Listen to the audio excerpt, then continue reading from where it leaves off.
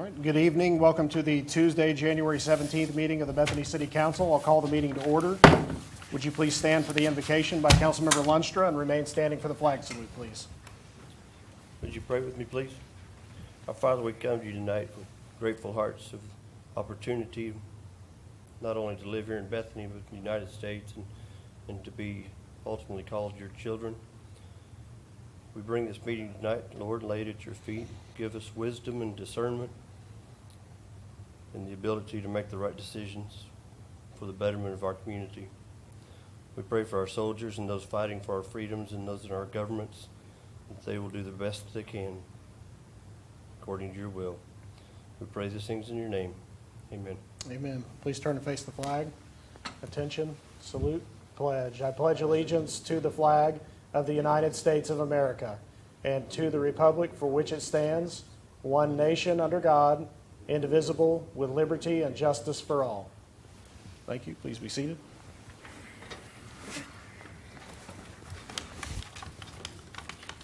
The first item on tonight's agenda is the consent docket items 1A and B. Do we have a motion for approval on those items?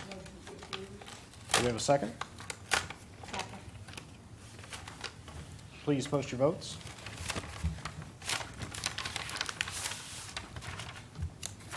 Thank you. Item 2 is called to the public. If any member of the audience wishes to address the council, please step forward to the podium. First state your name and address, and you will have 3 minutes to speak.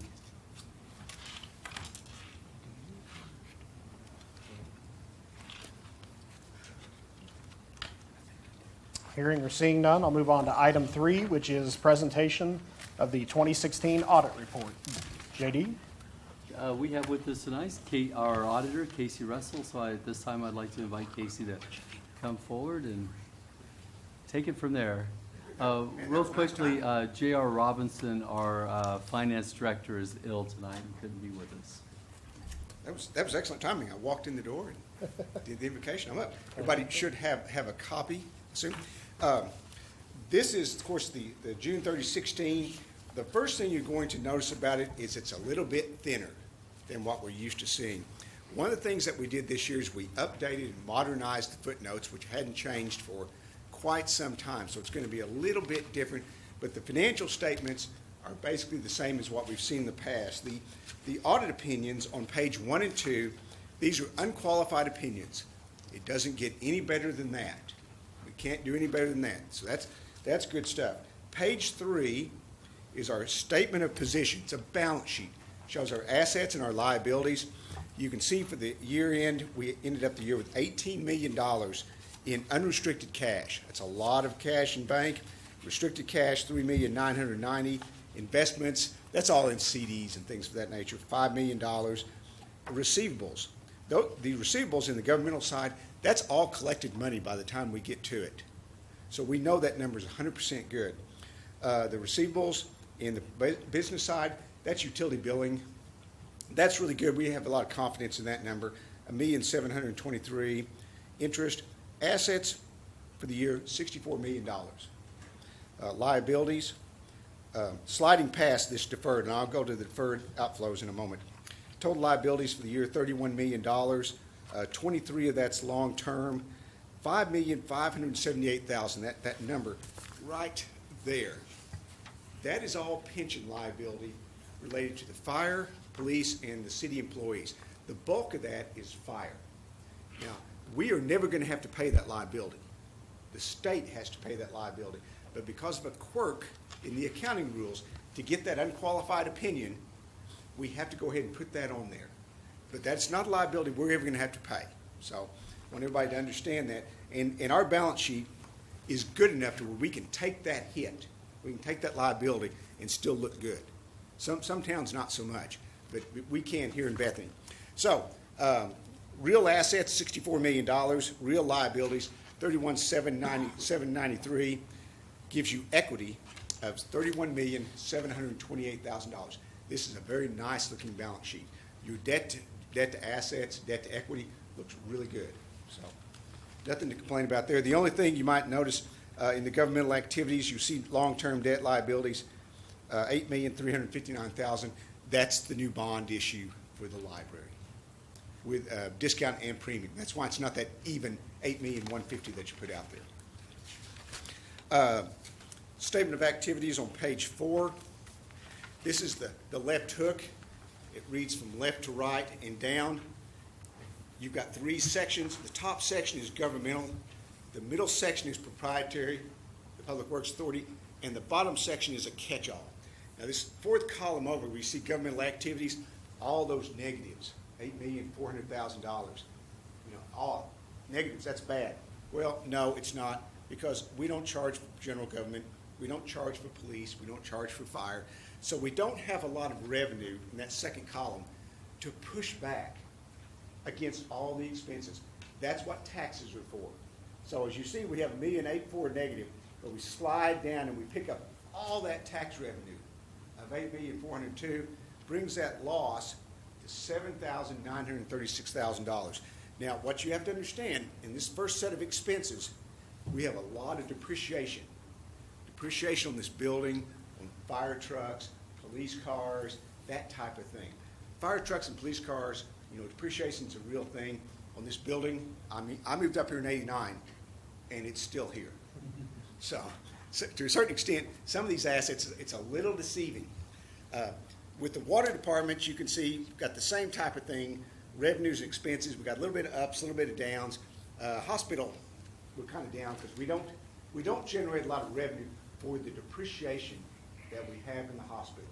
Hospital's got a lot of depreciation, and there's a footnote in the back. I'll try to grab it and point it out to you.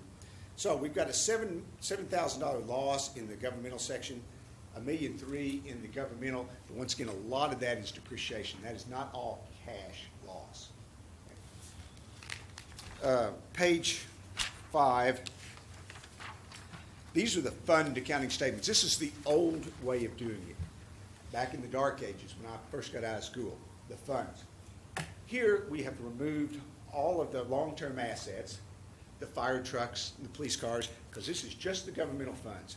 So here we've removed all the fire trucks, the police cars, City Hall, and we've removed all the long-term debt. You don't see the $8 million bond issue here.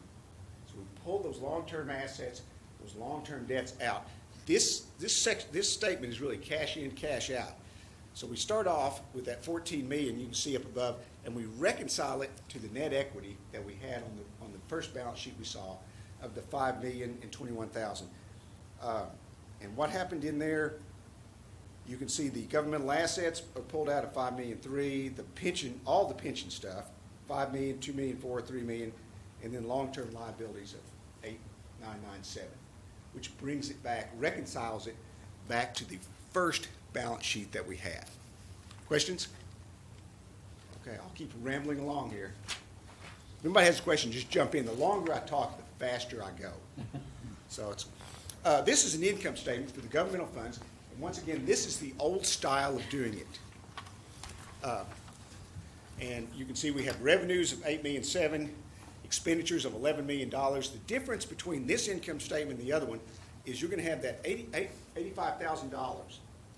That's a purchase of capital assets. Well, we didn't show that as an expense before, but we do on this income statement. This is money in, money out. Cash in, cash out. If we borrow money, you'll see it on here. So we've got, well, and there it is, capital financing, $8,359,000. That's the bond issue. So this is money in, money out. It's a little bit different presentation. But we reconcile it all back to the other income statement. Because here we're showing a net income of $7,807,000. But by backing out the various differences, we come back to our $7,936 item. And depreciation in the governmental funds is that last number, $541,000. So when you look at that $7,936,000 loss, $541,000 of that loss is depreciation. Keep in mind, we didn't write a check for that. That's not money out the door.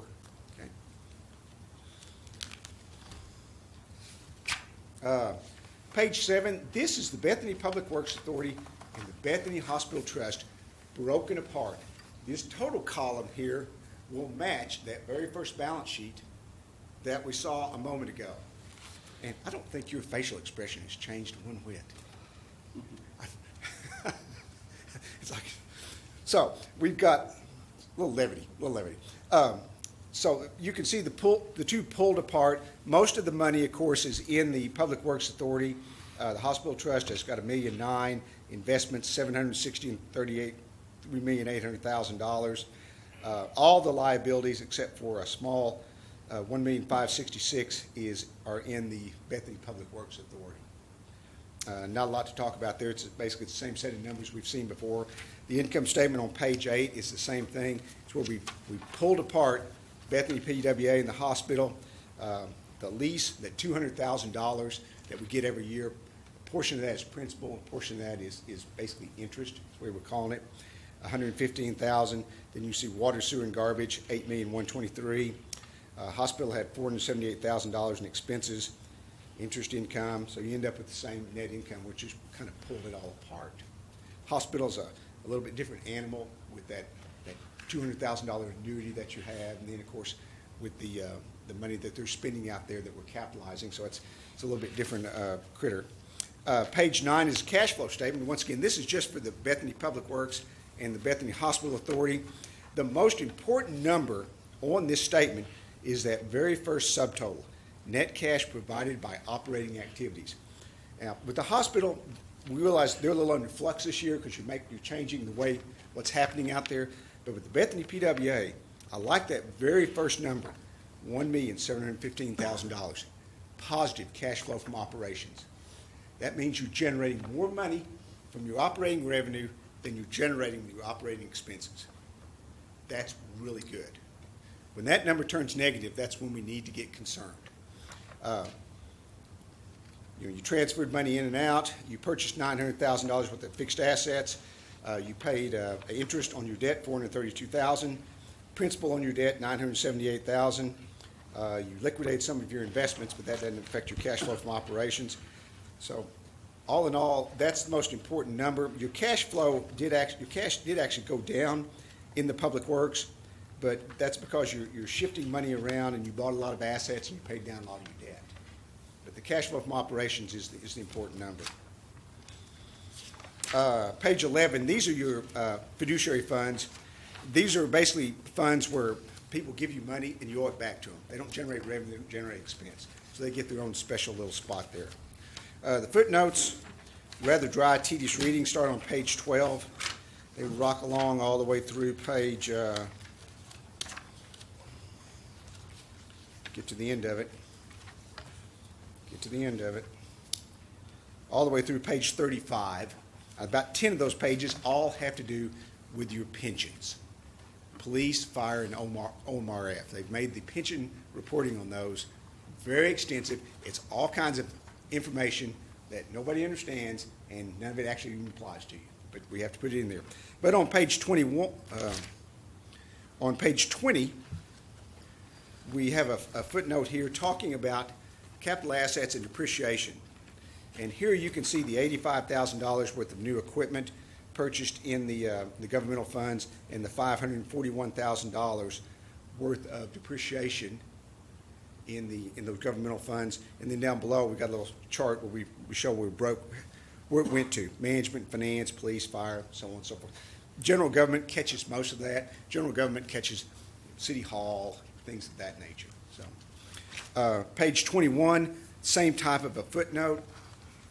Construction in progress, caught a lot of money. Buildings and improvements, $2,223,000. Most of that is out at the hospital, where your lessor, the deal you have your lessor, lets them spend money on the hospital, and it goes back against their lease payment, but we get to pick up the asset. So we picked up a lot of money, close to $2 million off of that. We got rid of a few assets out the hospital. So, but your depreciation expense, $1,150,000, and that hospital's still there.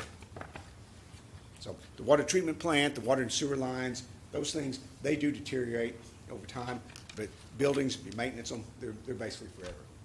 Sewer lines, to a certain extent, you can't get, there's nothing you can do about them. Page 21 through 23 3 talks about your long-term debt. On page 23, you can see a breakout of your various debt issues. Your 2012 refunding bonds are going to amortize out somewhere around 2026. We'll all be here to celebrate that, no doubt. The 2013, 2031, we'll be done with those. Clean Water's revolving fund, 2031. Deferred revenues, those are having to do with your with those monies at the hospital. And then the general obligation bonds, sometime around 2036, we'll get rid of those things. Compensated absences, that number's fluid. It's never going to go away. You're always going to have something there, because that's leave time, comp time, stuff like that. So those numbers are going to come on and go off, so you'll never actually pay those off. The retirement plans basically start on 25. As I said, it's rather long, tedious reading. If you have trouble sleeping at night, you might pull this out and take an Ambien, and it'll put you down pretty quick. It's all canned, from 23 all the way through, it's all canned verbiage from various publications and things that we get from the state and from other sources. But it's required to be in there to have the total gap report. On page 36 and 37, we've got all the little funds where we've broken them out, exploded them out. And so you can see what we've got. The Public Safety Fund, $306,000. Library Fund, which is where we're going to build that library from, $8,148,000, and so on and so forth. And you can see an income statement on page 37. Not a lot there. You've got six funds that basically are doing nothing. They just have a checking account there that's just kind of sitting, kind of dormant funds in case we ever need them. 38, 39, and 40 are supplemental schedules, 41 too, having to do with the pension. Nothing really to talk about there. 42 and 43, the last report in the document. This is the Governmental Auditing Standards Report, or what they call the Yellow Book Report. It's in 2 sections: internal control at the top, compliance at the section. We had no internal control issues with you guys at all, which this is unusual. We have, of our 18 or 19 towns, we have 3, maybe 4 that do not have an internal control finding. And usually that internal control finding has to do with segregation of duties. But you guys are big enough to where you can segregate duties. And usually that's having to do with utility billing and police fines and things of that nature.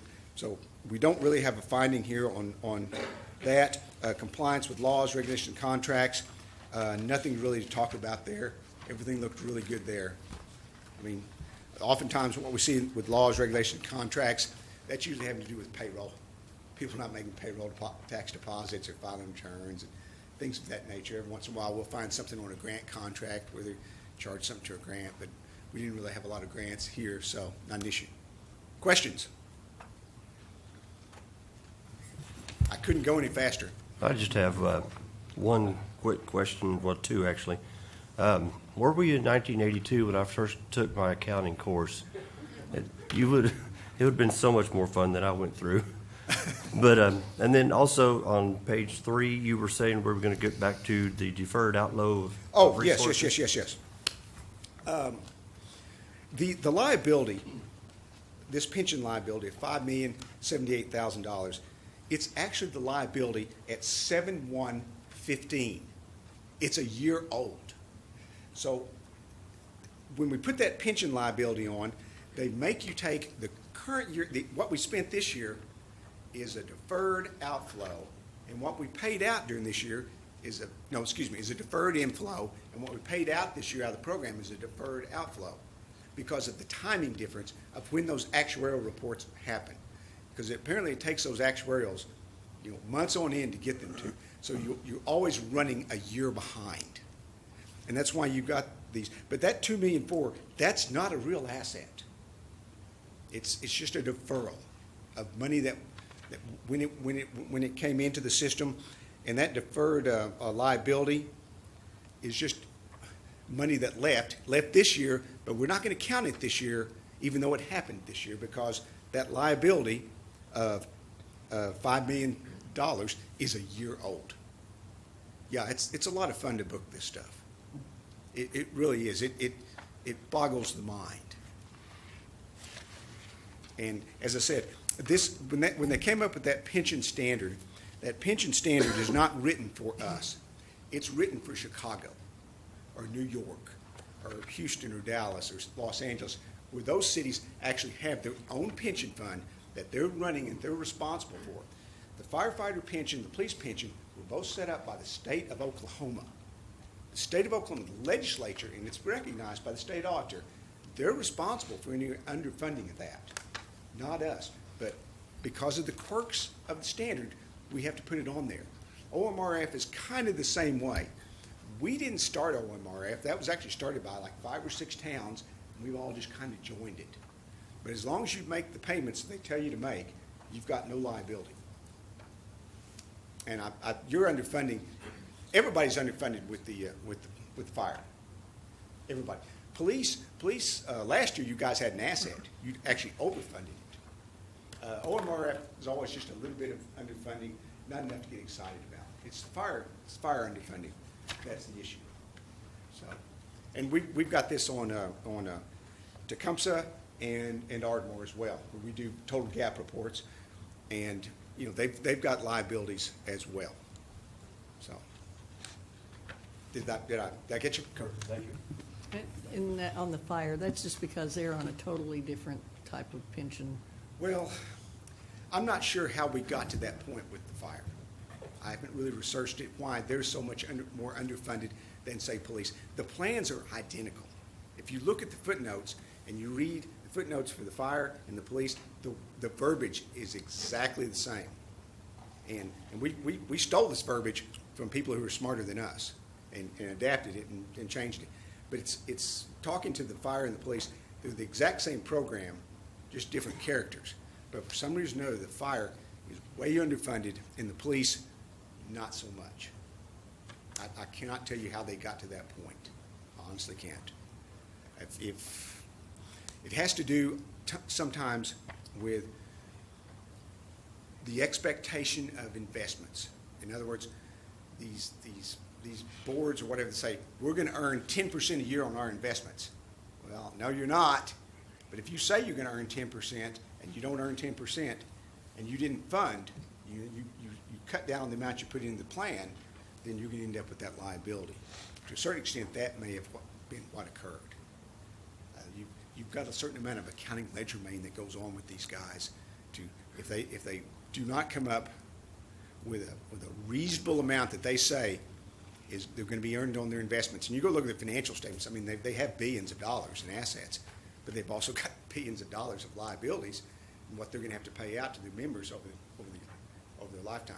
So it's almost like a guy with a wand and chicken bones and a pointy hat throwing stuff out there on the table.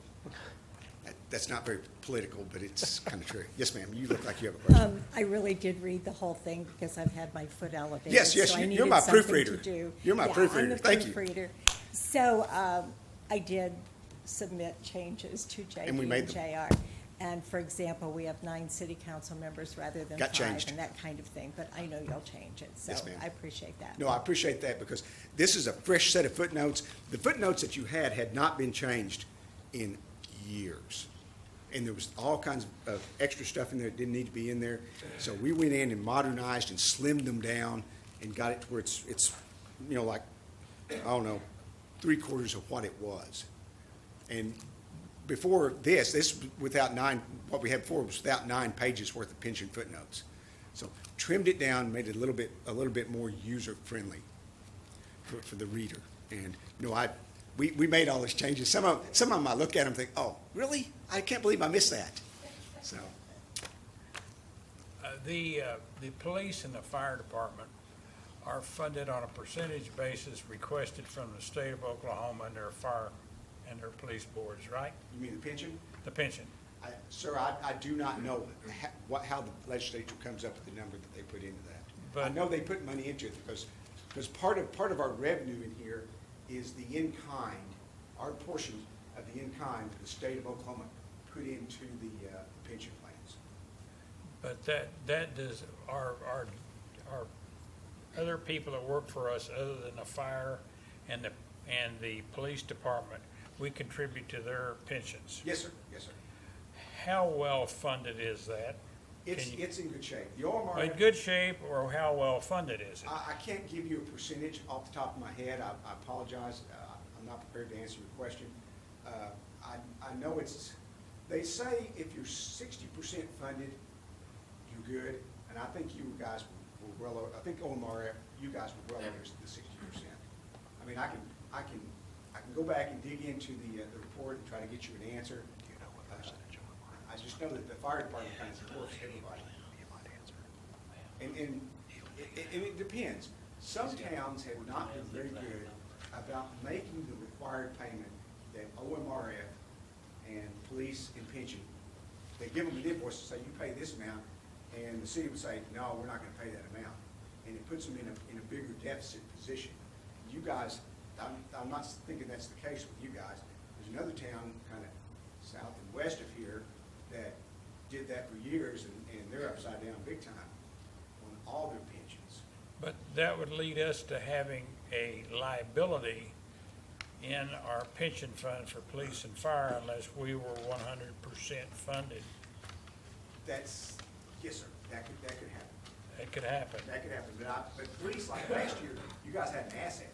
And this year you had a little bitty line. But that was only, was that over total funded, or, Yes, that was over total funded last year. so we were more than 100% funded last year? Yeah, this year you're like at 90, police, you're like at 90 some odd percent, like 94, 95%. OMRF, I can't give you the number. The only reason I know it from police is because I know you had an asset last year. Excuse me, could you just step back to the microphone so sorry, I'm people sorry. at home I have a can hear tendency to you? wander. That's okay, that's problem. fine. We just need you to, Yes, absolutely. Well, I have both eye and hearing problems, so you can do whatever you want to up there. So you're saying that our liability on the general our general workforce, excluding the police and fire, is only 60%, so we have a liability of 40%.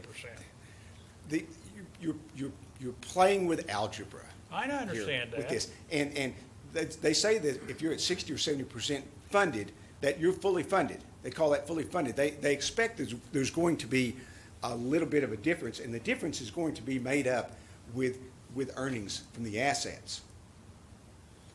The OMRF which is basically covers everybody else but police and fire, basically.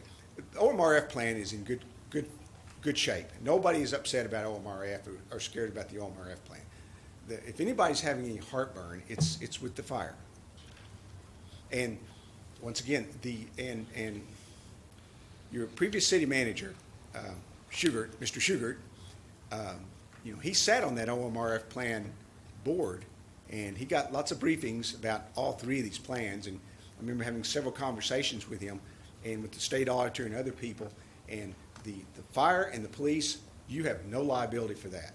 You really don't.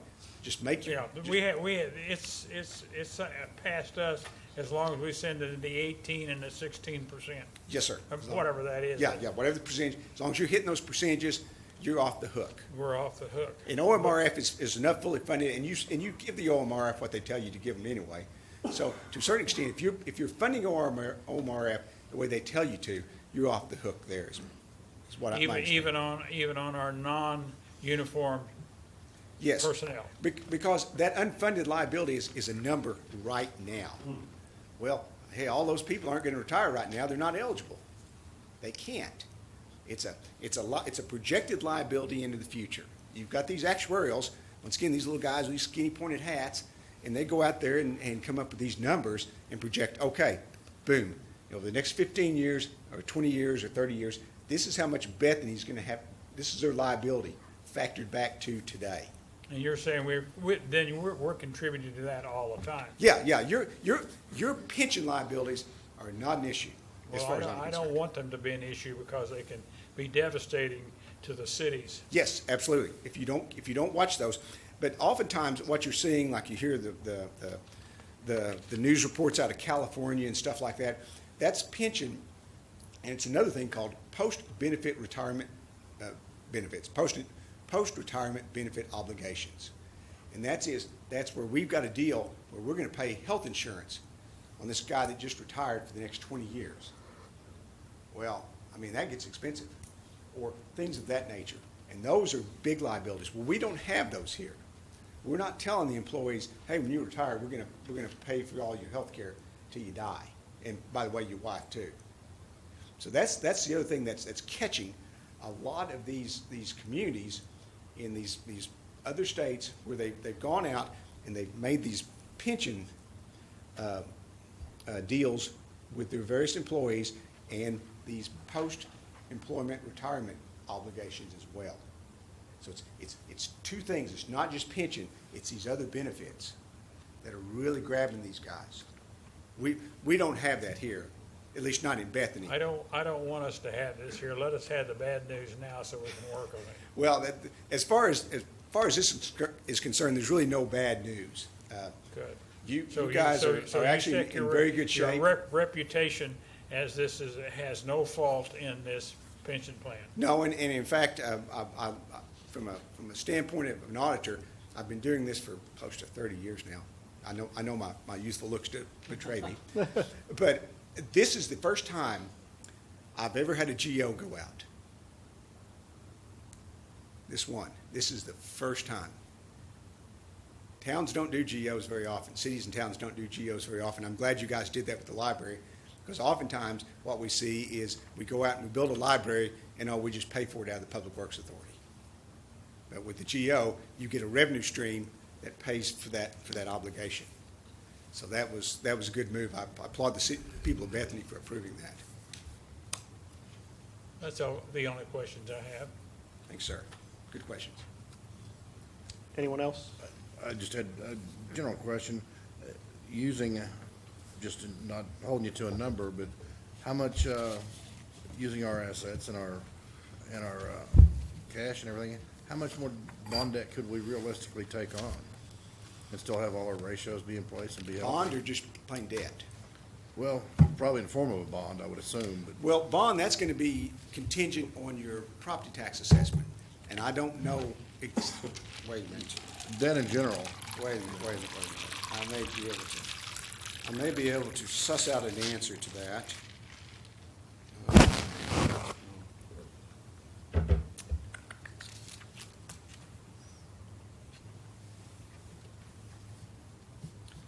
I thought at one point that I had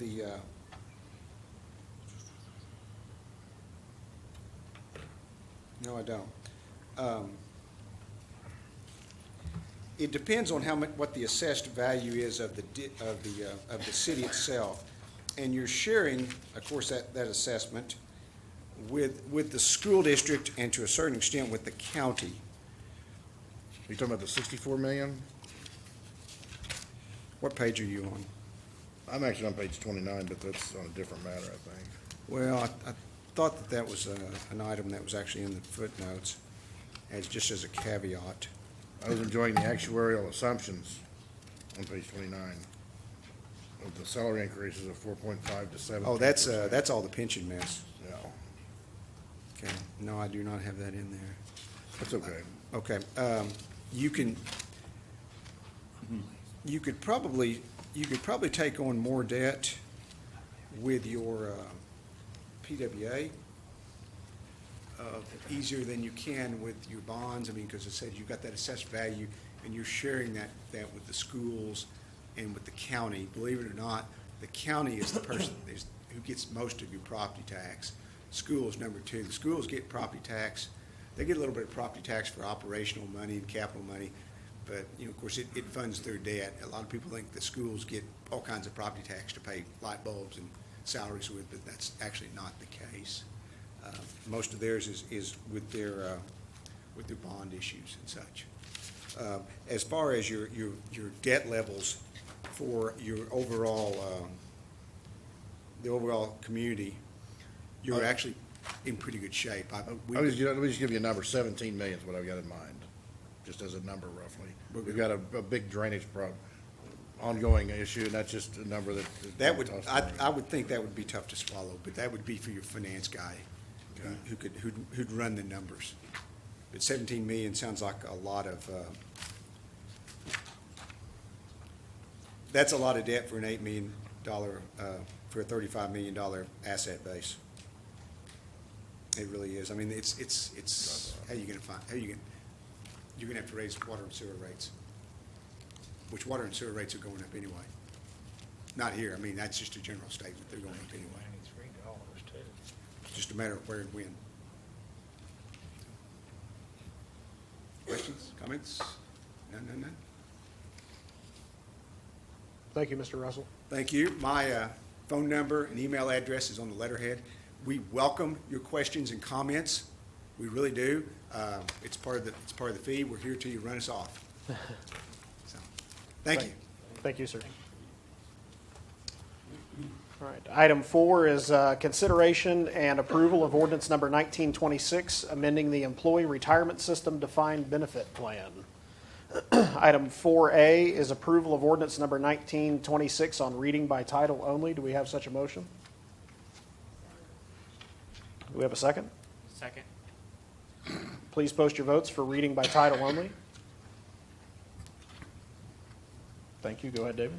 An ordinance amending the employee retirement system defined benefit plan for the city of Bethany, Oklahoma, providing retirement benefits for eligible employees of the city of Bethany, Oklahoma, pertaining to the definition of employee, pertaining to determination of service for city manager, providing for repealer, and declaring an emergency.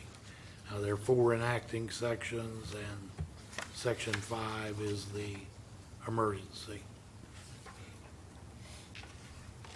Okay, Would you like a nutshell of what these ordinances do? please go ahead. Yes, I would, probably a little bit more, a little meat in that pecan too. At a prior meeting, you approved an amendment to the city manager's contract of employment. His original contract of employment provided that you would pay the same percentage of his pay into the ICMA retirement system as you pay for other city employees. And without knowing the exact number, that's about 17%, somewhere in that range. And after the city manager got his feet on the ground and explored the retirement plans that are currently offered by Bethany, he decided that he would prefer to join the same retirement plan that all of the other rank and file employees, that would be everyone except police and fire, participate in. And this ordinance provides that he is an eligible employee for the general retirement plan for the city. This is a defined benefit plan, which after you become vested in 10 years of service with the city, you are, once you reach a retirement age, eligible for a pension based on a formula that's set forth in the plan. And the only thing different about this for the city manager is that it gives him service credit back to his employment date, which is, I believe, September 7th of 2016. And it also eliminates the early retirement pension from the formula. There is an actuarial reduction in the typical retirement if you retire before age 65, and this eliminates that early retirement penalty for the city manager only. And the net effect of this is it's the same money that you agreed to pay before. It's just going into a retirement system, and in order for the city manager to qualify for receipt of a pension, he'll have to meet the 10-year vesting requirement. I think the advantage to the city is that number one is a strong incentive to remain with the city, and I think contributes to employment loyalty. So that's my synopsis. I'll answer any questions you have. I'm reading these together, so the You want me to joint, explain the second one too? yeah, the joinder agreements for the defined benefit and contribution plans on page 4 of Exhibit A has option D listed as years of service, immediate 100% vesting. Okay, that's on the defined contribution plan. The ordinance you'll consider a minute, which is the next ordinance,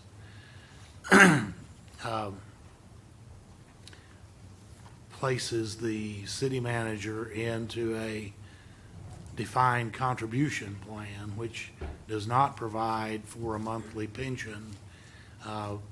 The city manager places his own money, which is typically a percentage of his salary, and it would be pre-tax dollars into that plan.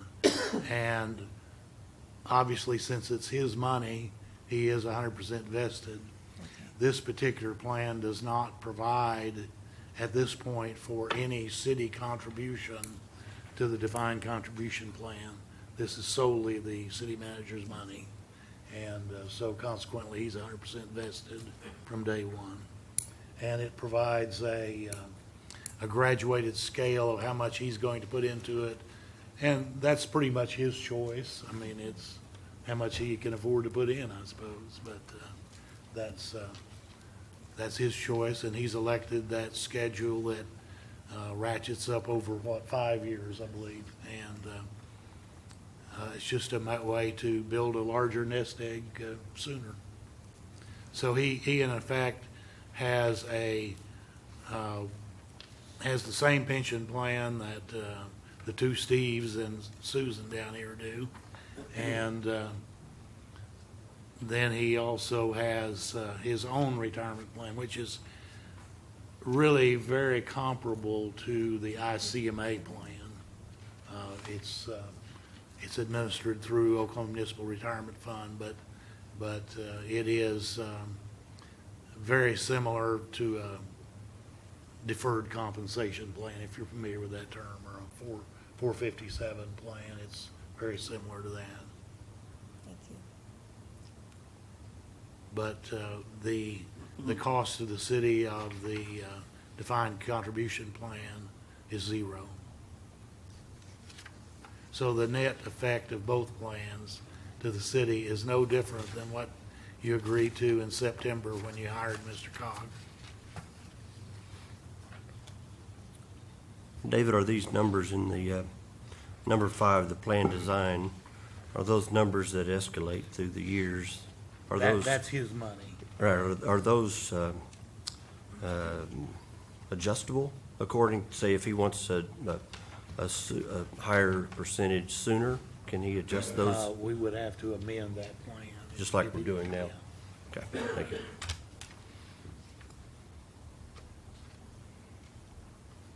Any other questions of David? I don't know, JBD, did you have any comments? I didn't mean to steal your thunder. I'm staying purposely quiet on it. I appreciate your consideration. I think I might just add one more thing that, when I was considering coming to Bethany, and David and I were talking at length about various things and the retirement program, at that time, I recall, I wasn't here yet. I didn't know what kind of, what we were going to be doing, and I didn't know the community yet. And so then it seemed more attractive to look at, okay, well, the short term, because you can't really bank on 10 years necessarily, because one day you guys all could just decide, hey, get this guy out of here, we need somebody else. And so there's risk in doing it this way. But having been here. It's a commitment that I think is mutually beneficial, and we're loving it here. So I appreciate your consideration. I move approval of ordinance number 1926 as presented. Okay, we have a motion for approval of sections 1 through 4 of ordinance number 1926. Second. And a second. Any other questions or discussion? Please post your votes.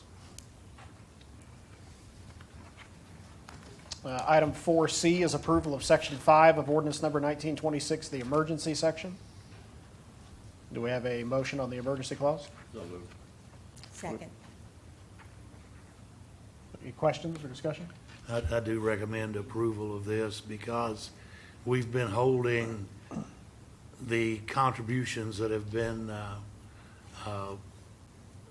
should have been paid somewhere to a retirement plan for Mr. Cox, but pending some of these things, we've been holding that. So it's my recommendation that we go ahead and get that started as of January 1. Okay, please post your votes for the emergency section. Thank you.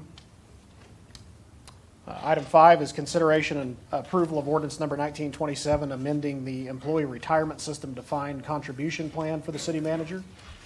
Item 5A is consideration of ordinance number 1927 on reading by title only. Do we have such a motion? So moved. Second. Please post your votes for reading by title only. Thank you. David? An ordinance amending the employee retirement system defined contribution plan for the city manager for the city of Bethany, Oklahoma, providing retirement benefits for eligible employees of the city of Bethany, Oklahoma pertaining to plan design, providing for repealer, severability, and declaring an emergency.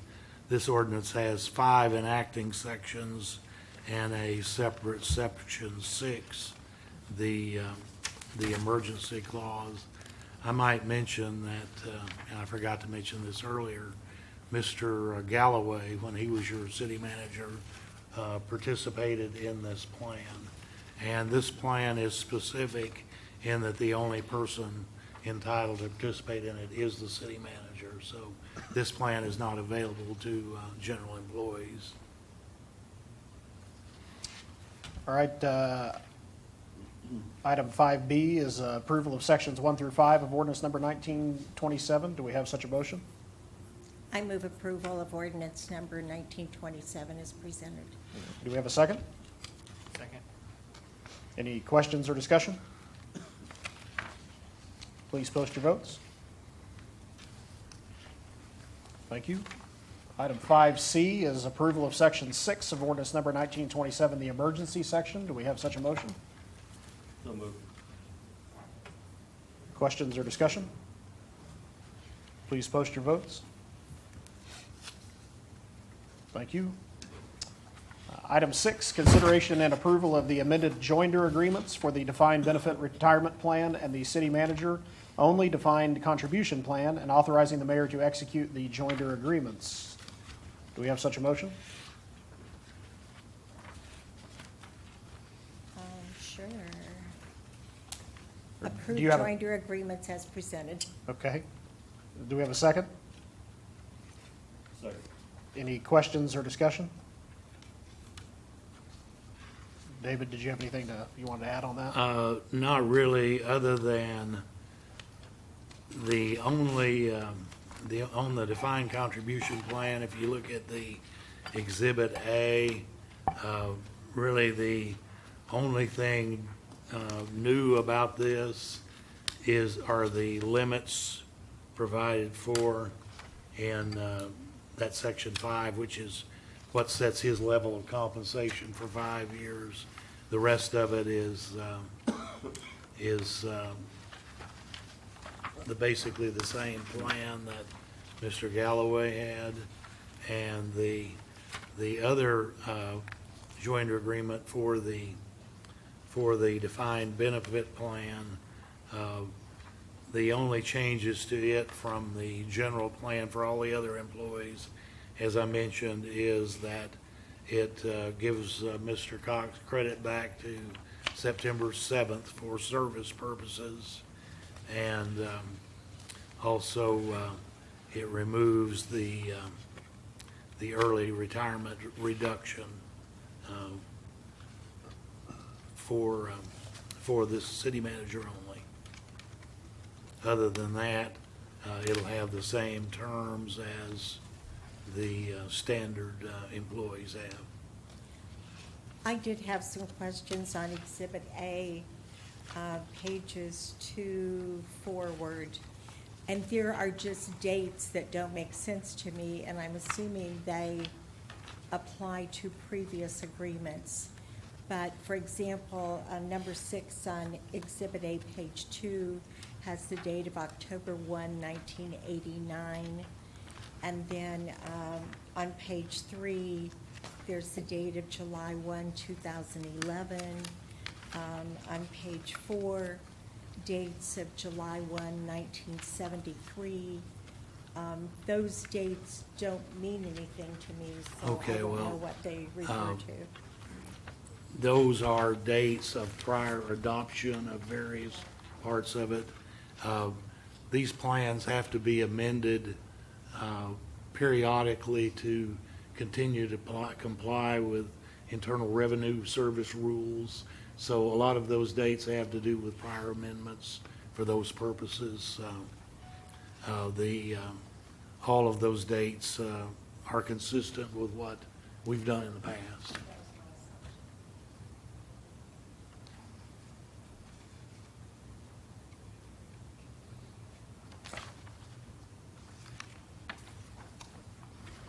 Any other questions, comments? Okay, we do have a motion and a second. Please post your votes for approval of the adjoinder agreement. Thank you. Item 7 is the city attorney's report. David? All my items were listed on the agenda. All right, thank you. Item 8 is the city manager's report. JD? Well, thank you, Mr. Mayor. As promised, I would be back this time with a little bit longer-winded report than last time. First of all, I'd like to thank you all for your consideration of all the items we just talked about, the entire agenda. I don't like for things to be about me. I like to talk about us and we, but there was no way to get through that other than to plot through it. I appreciate your consideration, also the work David Davis put into it. And so anyway, thank you all again very much. Moving forward, I wanted today to I want to touch on one specific project, then generally I want to kind of talk about big picture things. We've been doing a number of initiatives recently, and I wanted to kind of help tie all that back together this evening. But first, the one project I wanted to talk about is our library project. It's been a little while since we've done an update on that. I'm hoping that soon we'll be able to actually do kind of a full-blown update, maybe a release on that. But for right now, I did want to apprise you. We have had a little bit of a delay come to the project as a result of some unforeseen things that have occurred over the last couple of months. And those unforeseen things have to do with the type of compaction that is in the soil that is beneath the library. And so that has added to some possible increase in costs for the project. Also, when the estimate finally came in, based upon the most recent drawings that were created and submitted, those came in way high, way high. And so we have been in the process of working with the estimator and with the architect to see if we can't drill down what those estimates are. And I'll be happy later if you'd like to talk detail, but really that's not necessary at this point. The outcome is that we are driving toward a more reliable number where we currently are. We still, at this very moment, we're probably in the $200,000 ballpark of it being a little, let me say it another way, in the ballpark of it being around $200,000 more for the cost of construction than what was contemplated in our overall budget of $8.1 million. But we think that some of that, well, we don't think, the soil compaction issue could be contributing to $140,000 of that. So that makes that eligible for some of the contingency that we had for the project. And then also, we are exploring some other options. We've been talking to the Metropolitan Library System possibly about what their interests are in it, if we need to be looking to cut back in some of the areas, or we need to maybe look for, maybe they might consider additional contributions perhaps. So that part of the story is still kind of being written right now, and I think the MLS system is going to be meeting a little bit later, possibly this week, I believe it is. So hopefully by the next meeting we'll have a little more information for you, and hopefully soon, like I said, we can have a full-blown report for you.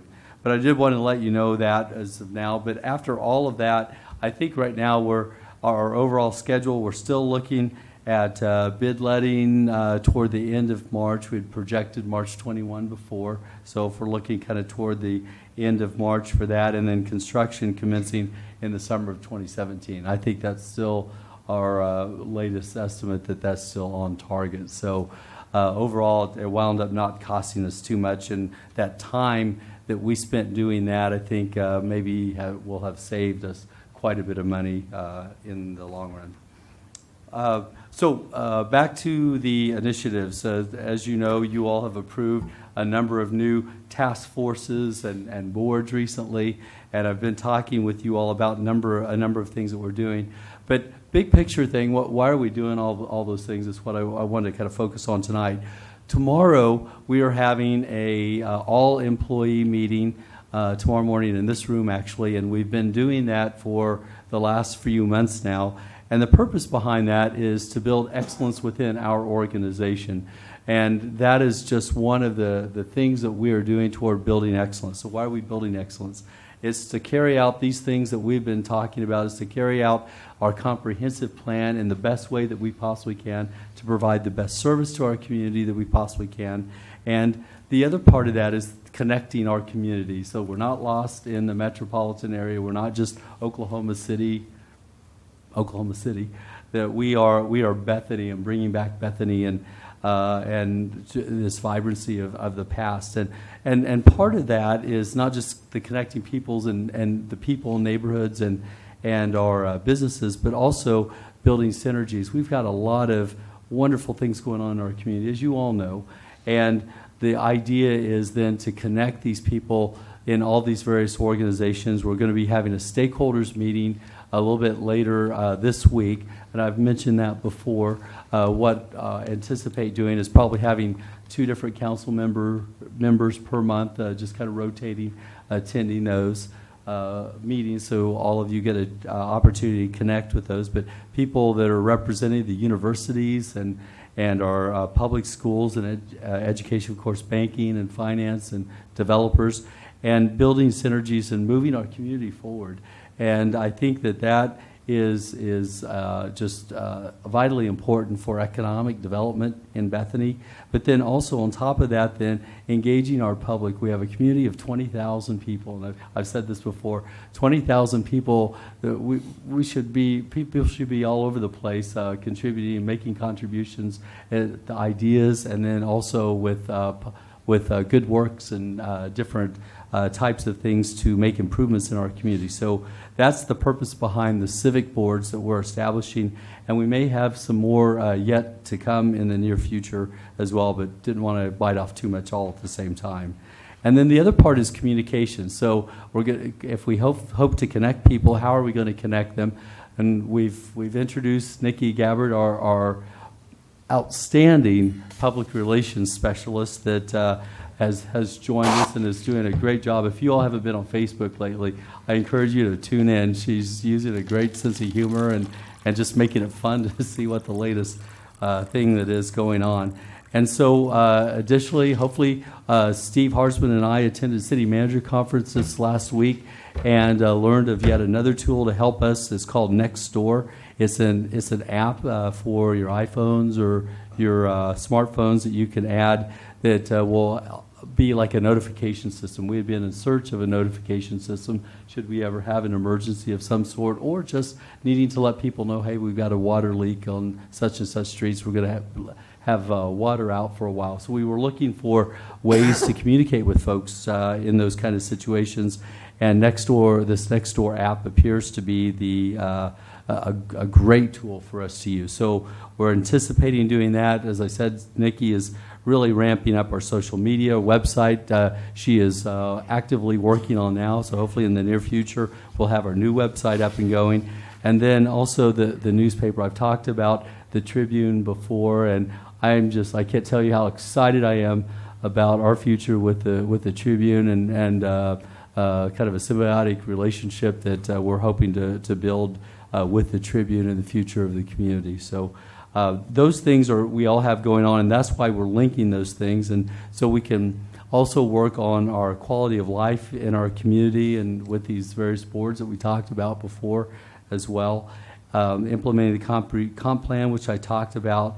Part of that, of course, is our living spaces. We've identified areas that in the comp plan that need code revision, and I think we're making significant headway. I met with Mr. Carlson just this last week talking about strategies on bringing about the education necessary to staff and to council and to our community on how to best go about implementing those kinds of mixed-use types of scenarios that are contemplated in the comp plan. So I'm excited that we're moving forward in that direction as far as that's concerned.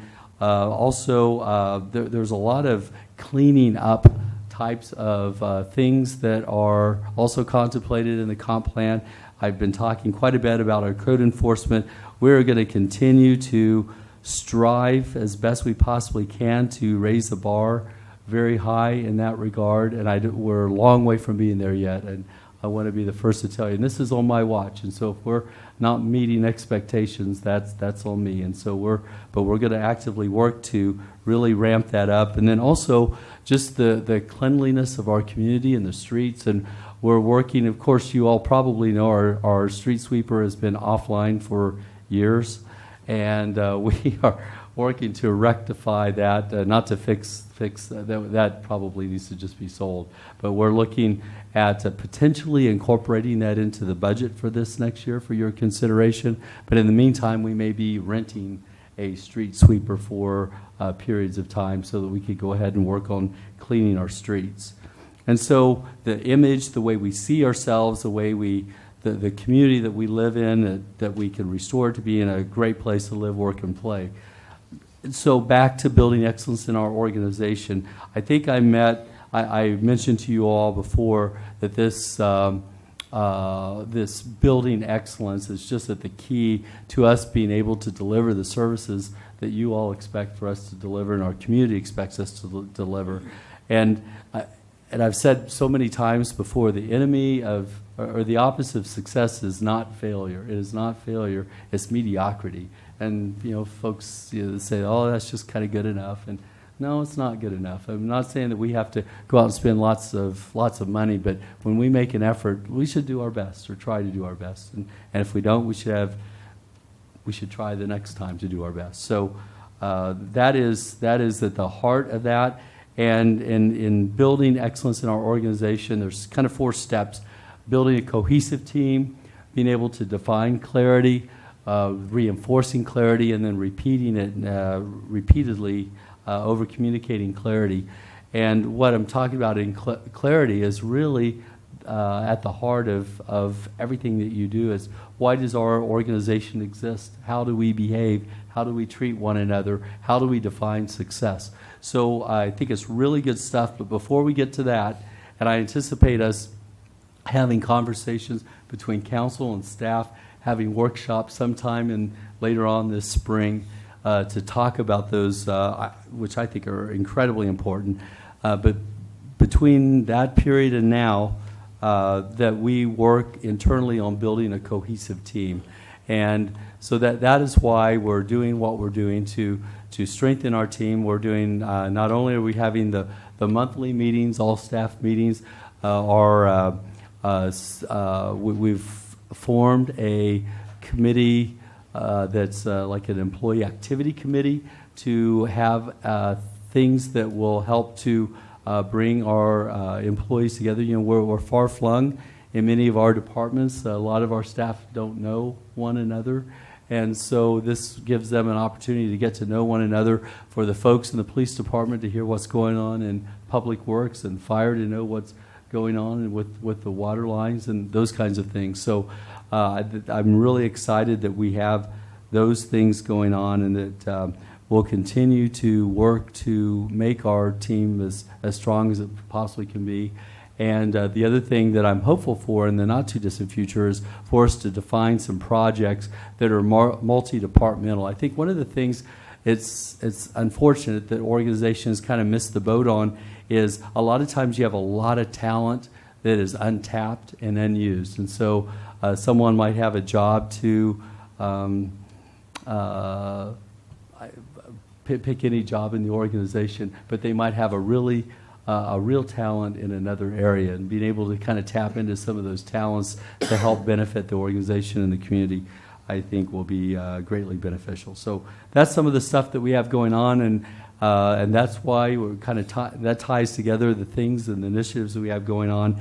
And oh, by the way, budget season is a little ways away, but we're expediting this year to start it earlier so that we have plenty of time to have lots of consideration into the budget, so that we don't just kind of rush through it and just kind of put out the same budget we've done in years past, that we really think through what it is that we want to accomplish, what our highest priorities and most pressing things are, and that we budget for those things. And the things that we don't necessarily care to do, we don't include those. There's no point in having a budget if you don't anticipate spending it. You might as well just budget that for carryover.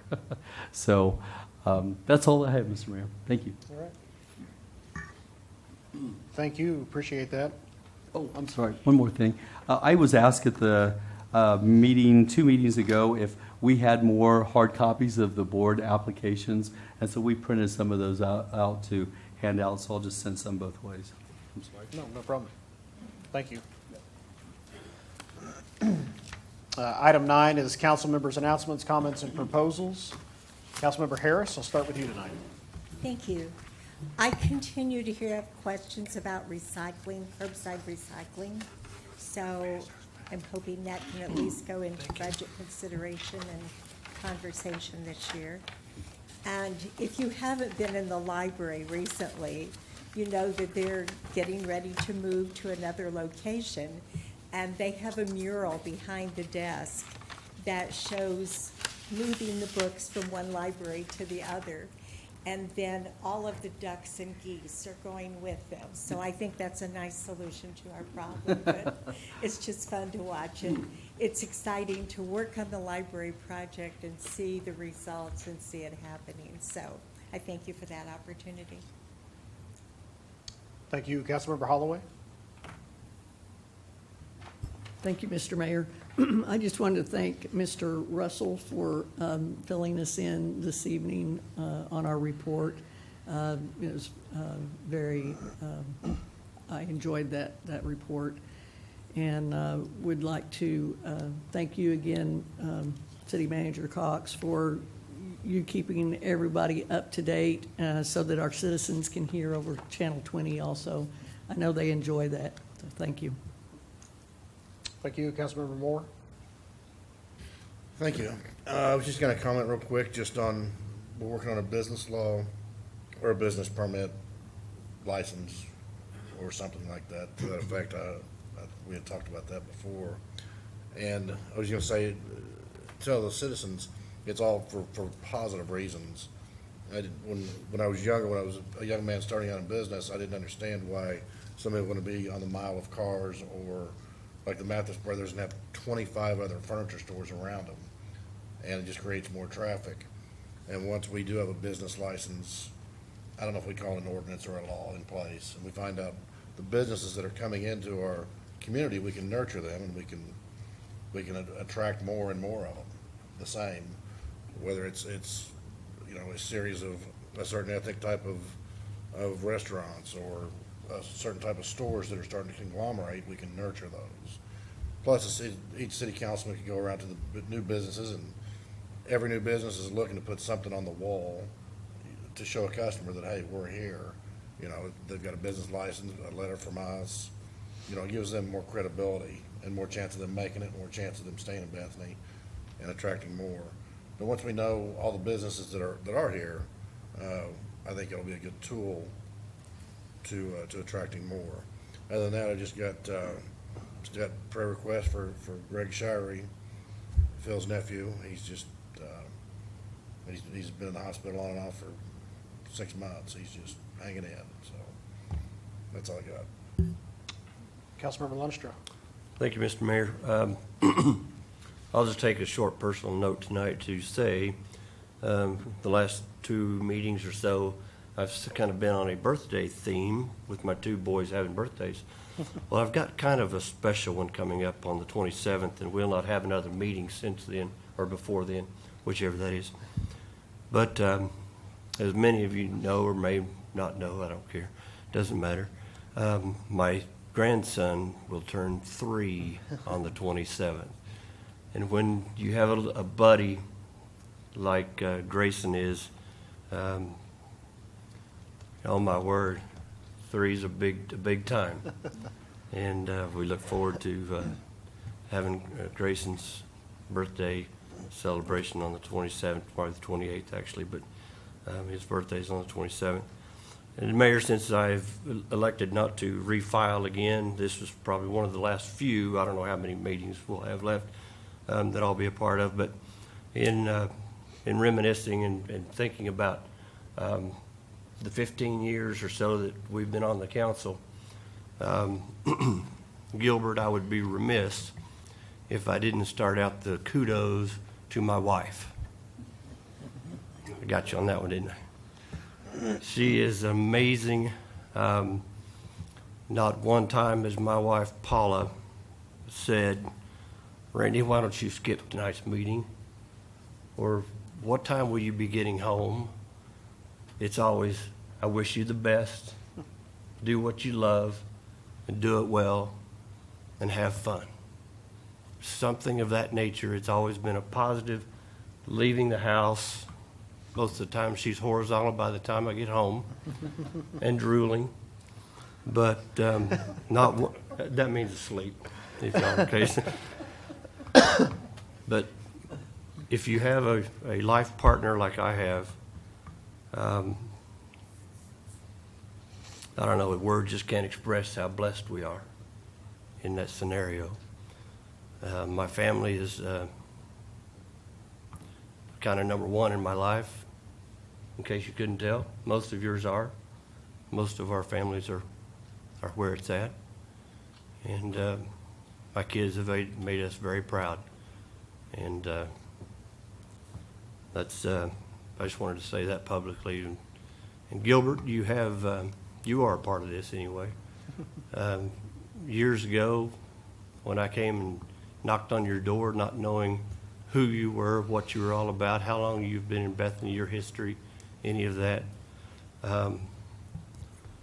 you took initiative to give me advice, give me wisdom, and I think I was smart enough to listen to it and adhere to it, and it's made me a much better person, not only in doing this job, but a better person all around. And I just want to tell you, thank you. You and Miss Watzell are special, and I appreciate your friendship. Like this can go on for days, so I'll not give my 3 minutes meeting up. But David, in the years that I got to sit next to you, what a privilege it is to have your legal counsel where you can lean over and just ask a question. It's fantastic. And the friendship that we've developed through the years, it's been very, very valuable to me. And Mayor, of course, J.D. Johnston was a big part of my upbringing.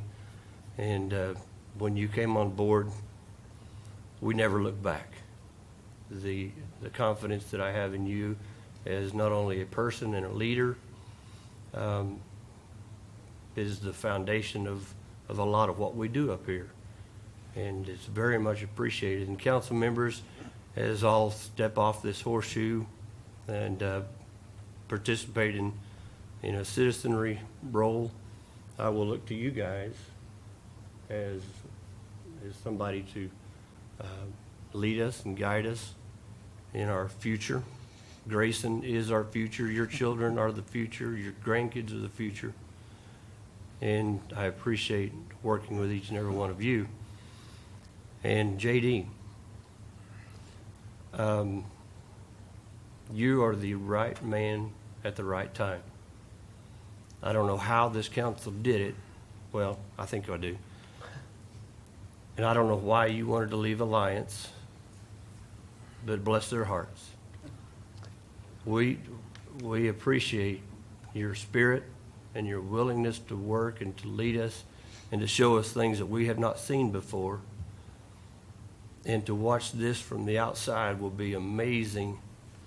And you and Miss Tanya have already become special in my life, and I'm looking forward to watching how this city will grow and develop in the coming years.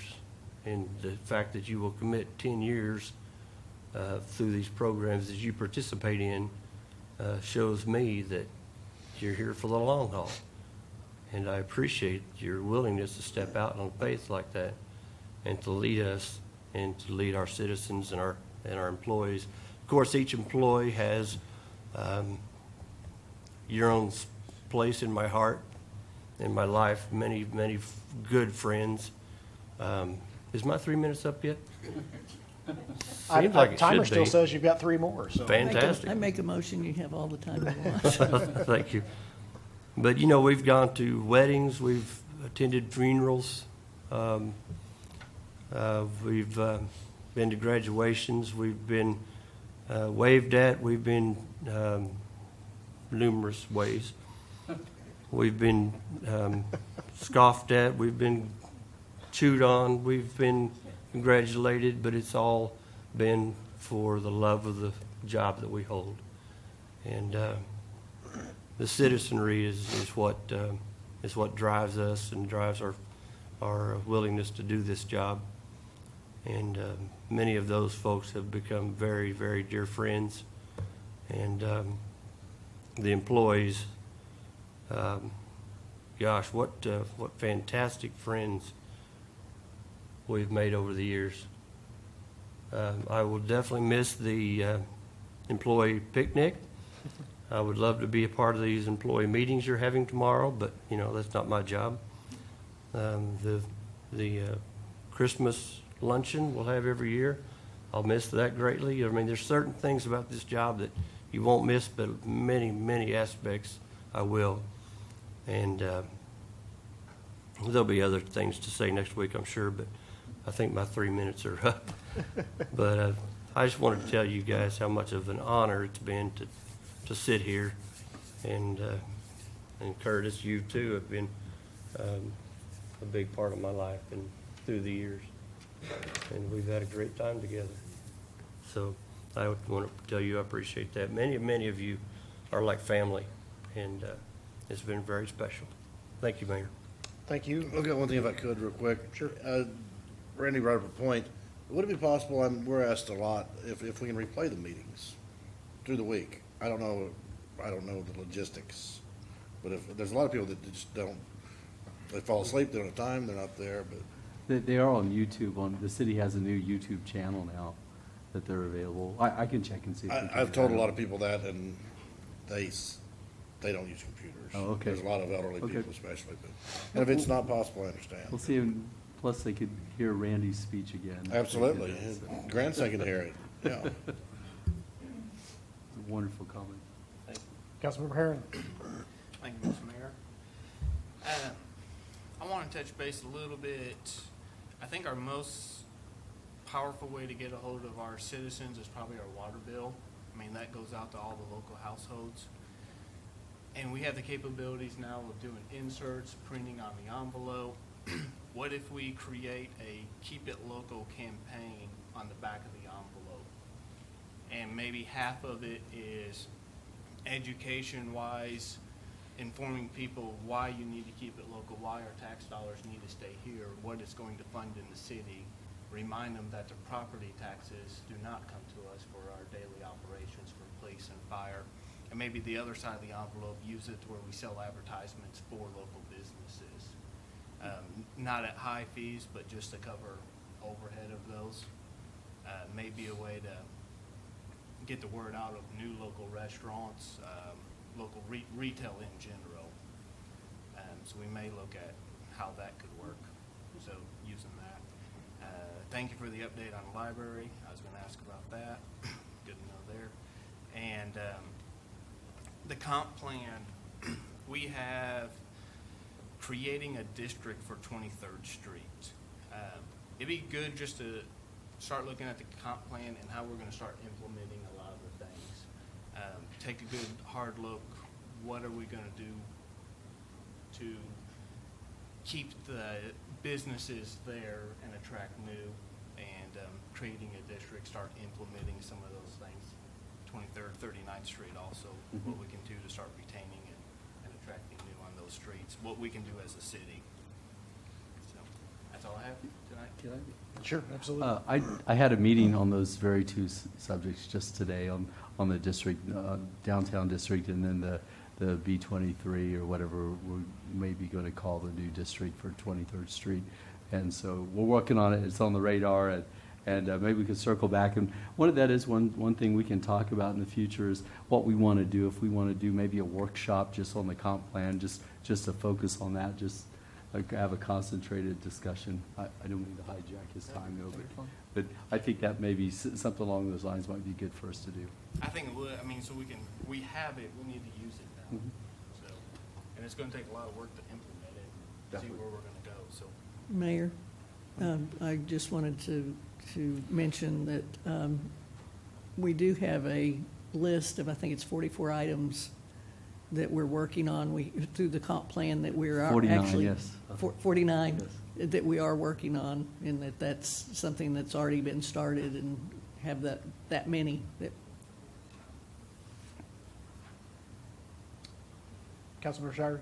Yes, it was mentioned that our water bill has the best approach to the citizens of the city of Bethany. Well, I've got a little problem down in my ward. I've got between 900 and 1,000 apartments that get only one bill, and they don't see them. And so I feel kind of left out with the people that are down there, and I don't know how we can address that problem, but it would be nice if we could, because those people would like to spend their money in Bethany if they could have if they knew what was going on. And just like, it is an exceptionally good tool for putting forth the city's plan. And we need to address that. I know Curtis is over in Ward 1. You guys have a large number of apartments that probably never see a water bill. And it would be nice if your people could probably see those. And the businesses either. The businesses in Bethany might never see a water bill, because a lot of the complexes, I think almost all the complexes, get one water bill, and so the businesses never know what's going on either. And I don't get a water bill. I said, I don't get a water bill. One water bill comes to You don't have a Southern water bill? Plaza. Do you know No. what's going on in Bethany? No, I Okay. never know what's going on in Bethany because I don't get a water bill. We're always the last to find So out. there need to be a lot of ways that we get the news out, and I think that's what Nikki's working on now. Channel but- 20 is nice, maybe we Yeah. could address up on that with something or other, because I know a lot of people watch that during this period of twice a month. I also have a couple of other items. I was driving down Northwest 16th Street in the 7400 block today, and I saw a bikes may use whole lane on the westbound side. I don't ever remember us ever authorizing that. And they have probably a 2x2 sign addressing that, and I'm just wondering where it came from. That was 16th Street and what? It's 7400 block on 16, it's generally the 7400 block. It's just to the east of Alexander or Fortson, I believe. What, westbound or eastbound? It's going to be the westbound. Westbound. Yeah, the westbound lane. Yeah, most of 16th Street has the sharrows That's what I was saying. to share the street with bicycles. Yeah, I believe that maybe over in Ward 1 or maybe a couple. I've of never those. seen one before. I'll follow up on it. And 16? it's kind of confusing because, you know, everybody that lives here knows that bicycles don't use half the street. And, I'll follow up on it and see what's if, going on. you know, I would like to see a traffic committee meeting to discuss parking on streets.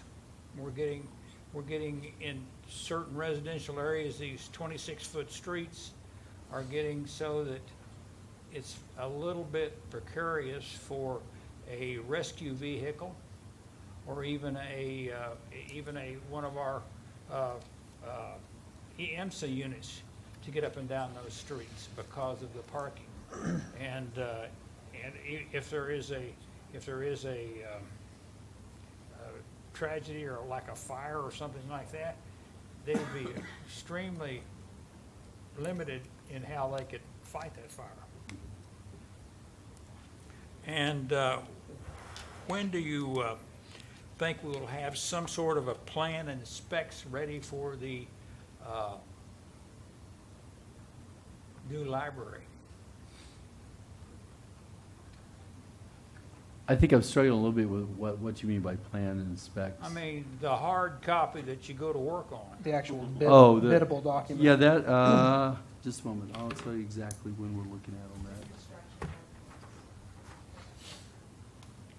You're gonna have to speak into your microphone there. The construction documents Yeah. that will go Yes, out for well, bid, construction documents, plan and specs, whatever. the design documents are pretty much finished, but the construction documents will be next. Yeah, February 28th is what we're targeting now. That may get delayed a couple of weeks based upon what I reported on a little bit earlier, but At in that 228, ballpark. We're looking at, you're saying we're gonna bid on, toward the end of March. That's gonna give a lot of construction companies a big-time stomachache trying to put a $10 million plan together. I guess I'm And I not know of tracking. what I'm speaking. I'm not tracking what you mean, though. You know, What'll I'm give 'em a saying- I'm headache? saying that a guy gets a set of blueprints out here on 28, and you said 2 weeks, we may have a 2 weeks delay. Right. That brings it up to within a week to 2 weeks of having to bid a job. No, the bid letting will be the end of March, and Well, so. that you know. is, you got to bid, you got to put your All costs these together. dates are flexible, and ultimately, you'll set the bid opening date. We'll set the opening date. Yes. Okay. So, and When you approve the final specs, you'll do that. That needs to be, you know, that needs to be made sure that. it's Typically, understood. the bid opening is not less than 30 days after the advertisement, so that gives a 30-day period for plans. That's more like it than I was going to. That's what's anticipated here as Okay. well. And I took a look at the business licensing that was in the email that we received, and it didn't appear that those included businesses were very comprehensive. I saw a lot of businesses in there that didn't, well, I know they're in the city. It was not in that plan. I think we're going to have to review what we're going to have to license as business. And it's probably a good thing for the fire department to know exactly where these businesses are so that they can make plans if there's ever any type of an emergency at that location. City manager and I think in our planning on meeting next week to get to work on that and Okay. work some detail. the critical part of that's going to be defining what a business is. Well, a business is anything that you make a living at. Well, Would you the not state agree? limits. that- Well, a lodge is considered a business though. I know too. you don't have a business, you don't make a living at it, but. well, uh, no, but I- what's yeah, I gonna, know- what's gonna be difficult are the homemakers who are operating some kind of crafts business out of their home. Or selling, those kind of Juice businesses. Plus or something like, you know. And how do you enforce that? I mean, do you start knocking on doors and asking people, or, you know, there's just some practical But, things we've gotta look that at. may be the enforcement part of it is one thing. Being in our ordinance is something else. Yeah, I'm just saying, Granted, we're you're gonna not have gonna be able to enforce all the business licenses, because every time you flip a rock over in Bethany, you've got a business under it. Then the other issue is people who don't have a fixed place of business. Let's take a house painter, for instance. Where's his fixed place of business? It's, well, you're right. Your job but, he's also got trappings for being a house painter. And what I might say by trappings of being a house painter, he has a truck that has a bunch of ladders that have paint all over them. So that's pretty easy to define, a house painter. So as David said, we're anticipating getting together, and we'll put together kind of a more comprehensive document. But wanted to answer the question that was initially posed and get an answer out to you all, and then I think a review of that is probably in order as you. Our entire Very much ordinances are deficient with regard to most of the businesses that are defined in our zoning ordinance are things that were popular in 1972. And a lot of them don't exist anymore. And a lot of the most popular businesses aren't even mentioned. For instance, there's not a computer store, a software operator, any of those kind of things. And consequently, that's going to be a part of home-based business has become a big deal. It is And probably 50% our of the ordinance doesn't business. really speak to that at all. Yeah, the IRS, you know, if they're submitting a business tax return, they're a business. And if they're self-employed, what's the difference between being self-employed and having a business? Well, I guess maybe it would depend on where your business was. I mean, do I have a business in Bethany? No. I live here, but my office You is live, here. you live here, but you have a business and a business address. But I work out of my house too. Well, you work out of, what do you take in your house? You don't have a hook and ladder truck backed up in there with paint all over it either, you know? Not regularly. Not regularly, okay. If, Mr. Just Sheriff, go if I ahead. could, I'll yield to Mr. thank you. But on your point though, we want to promote the guy that is renting a place or owns a place in Bethany that has employees and he's growing his employees over somebody who has no employees and, you know, doesn't employ people here too. But JD, I was gonna tell you, I don't know if you're aware, we spent a lot of money and we had, Terry Bradshaw do a documentary on Bethany to promote Bethany. And that, I'm traveling more and I'm seeing that kind of thing on the local cable access channel and hotels. And that would be great. That thing should be showing a lot. We paid a lot of money for that. And Terry Bradshaw, I mean, his numbers as far as people that trust him and like him are through the roof. And that, I just hope we didn't put any gas prices in that thing. But, I mean, it should be showing a lot of the time on Channel See 20. if we can drum that up. Yeah. And I have one addendum left. If I have a great-grandson who is having a birthday on the 23rd of March. So if I might pass that along, I'm sure he'll be more than happy. What's his name? His He name forgot. is Dale. Dale. They didn't name him Philip, and I just don't understand why. If I could answer, Councilmember Herron, you actually brought up something, if we leave here and I don't say anything, I think I'd be remiss. You mentioned about the water bills. Actually, Nikki has been assisting, and we've actually got a newsletter going out in the water bills as we speak, and the first one went out with this first mailing. So if you all have things that you would like for us to include in those, we have now the basis for doing that. We're beginning that. And the first one just kind of talks about some big picture things like what we talked about a little bit ago. But if you have some specific things you'd like to think would be good for us to include, just let me know. What is the frequency? I'm sorry? Is it monthly? Yes, that's what we're targeting. Yep. Is that all, Mr. Sheridan? I think I can rest my case. Okay. I will save my comments for the next meeting. Item 10, any new business to come before the Bethany City Council? Hearing none, if there's no objection, we will adjourn until February 7th, 2017. Without objection, I'll declare us adjourned. I'll now open the Bethany Public Works Authority. We have the consent docket items 1A and B. Do we have a motion for approval on those So items? moved. Do we have a second? Second. Please post your votes. Thank you. Is there any new business to come before the Bethany Public Works Authority? Hearing none, if there's no objection, we will adjourn until February 7th, 2017.